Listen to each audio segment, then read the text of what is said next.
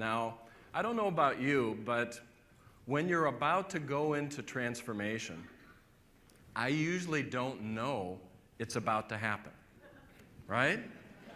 I'm going about my day and thinking, oh, there's going to be these wonderful things and groups and clients and all of this stuff, and it's going to be great. But then something happens during that day, totally unexpected, and kind of slaps me, and I go, oh, that was the growth today that was unexpected. And this happened to me a while ago. I was in Europe. It was in the UK. I was speaking to a group, and it was fun, and it was great, and there was learning, on both sides and all of that. But it finished, and then I was running through Heathrow Airport, and I was late for the flight, and I thought, oh my God, I'm not going to get on the plane and not get to the next, client engagement. So I'm running through the airport, and I get to the airplane, and just as I get on the airplane, the door closes. And I have this relief. Okay, I'm going to get back home. I'm going to get to the next assignment. So to collect myself, I take a breath. I go outside the restroom area, and I'm just pausing for a minute. And as I paused, there was this violent racket and noise and banging inside the restroom. And it was so violent and so, unexpected, I took a step back thinking I better get some help. I don't know if it's a seizure, a heart attack, or who knows what in the restroom. And it was so violent, it was as if the walls were, bulging out and everything. So I take a step back, and as soon as I take a step back, the door of the restroom comes flying open, and the door hits the seat right in front of me. And at that point, I'm kind of frozen between, do I get help or do I confront what's going to come? So I'm just frozen for a minute. And then a hand attached to a crutch comes flailing and banging on both sides of the door, violently trying to get out of the restroom. And he's banging one side and the other, and then that crutch gets into the aisle and he steadies himself. And then the other hand, attached to another crutch, comes banging on both sides, and just in this heroic struggle, he gets out his other arm, and then he doesn't have use of his legs, and he pulls his legs into the aisle. Now, the amazing thing was, he was totally calm.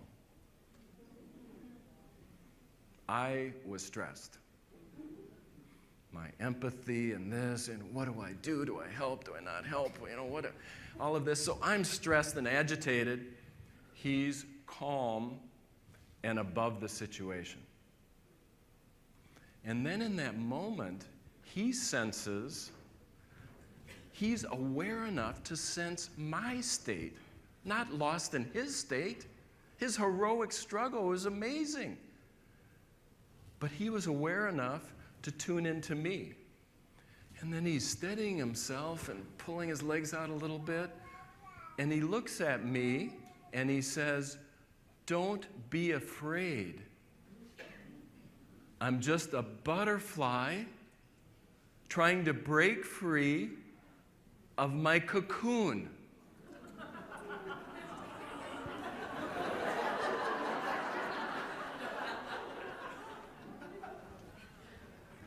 I wish I had a video of my face at that point, because I think it went from my self-absorption and stress and reaction to the circumstance to this deep admiration for this human being. Here was a person who didn't define himself by his circumstance. He defined the circumstance by virtue of his character, by the virtue of who he was, by the virtue of the strength of his person. And in that moment, he was so real, so authentic, so bigger than the circumstance, and so aware of people around him that he was having this transformational result. He still is, right now. That's how powerful this moment was, this person was. So I went back to my seat and I was reflecting on this, right? And at first I was thinking like a good coach or a good consultant, and maybe I'm thinking, too much up here. And I'm going, what would the world be like with all of the competencies and all of the intelligence in all the great leaders? What if they had character like that person? The world would transform in a moment. The world doesn't have a lack of intelligence, doesn't have a lack of competencies. It has a lack of character, a lack of rising above situations and seeing the whole. So that's nice, but it's a little abstract.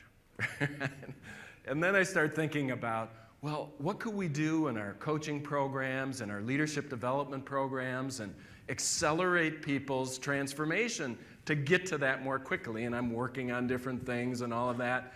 It's a little deeper, but still a little removed. And then finally, the reflection went inside. And then the question was, what if I could be more like that person? What if I, in more and more situations, when things get tense, get overwhelming, when that threat of failure is there, when that lack of regard from others is there, when we're in that moment of leadership where we're really alone going beyond what is and we don't know if people are going to come or not, could I rest in that place like he rested in the midst of his heroic struggle day to day?